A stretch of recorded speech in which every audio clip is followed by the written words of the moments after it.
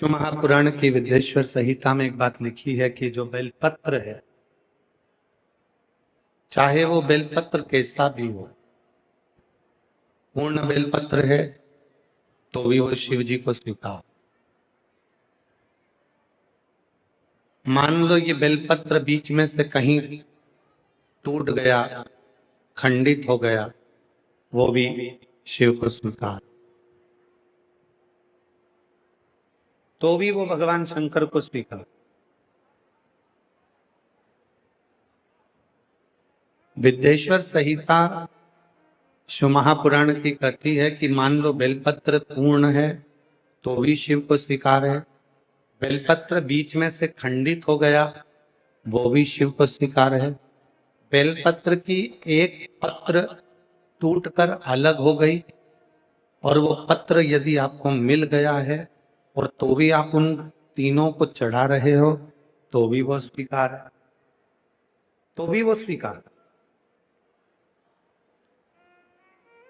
और मान लो बेलपत्र के तीनों पत्र अलग अलग हो गए और वो तीनों पत्र तुम्हारे हाथ में आ गए और तुम उसे तो भी शिव जी को चढ़ा रही हो तो भी वो शिव को स्वीकार, तो भी वो शिव। अच्छा बुरा जैसा भी है तुम शिव को समर्पित कर। अच्छी सोच, बुरी सोच, अच्छी बुद्धि, बुरी बुद्धि, अच्छा चित्त, बुरा चित्त, अच्छा मन, बुरा मन, जो भी है हम सब शिव को वही समर्पित कर। तेरा तुझको,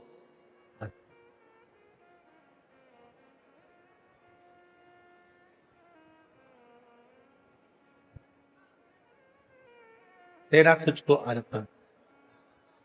ये पत्र चाहे इनके 1000 टुकड़े हो जाएं, ये बेलपत्र चाहे इसके हजारों हजार टुकड़े हो जाएं तो भी वो शिव को स्वीकार। उसी तरह जैसे शंकर भगवान का शिवलिंग होता है,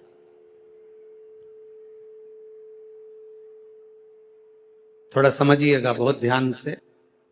घर में अगर भगवान कृष्ण की मूर्ति है, उसके उंगली टूट गई, हाथ टूट गया या कोई चीज में खंडित हो गई तो वो खंडित मानो।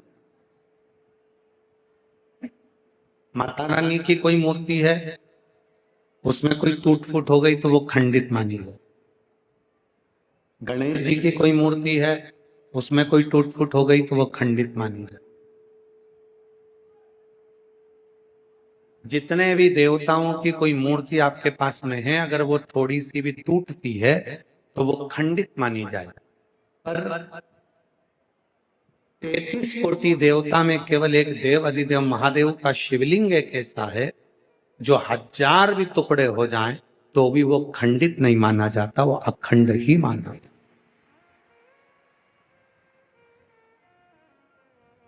वो खंडित नहीं कहलाया।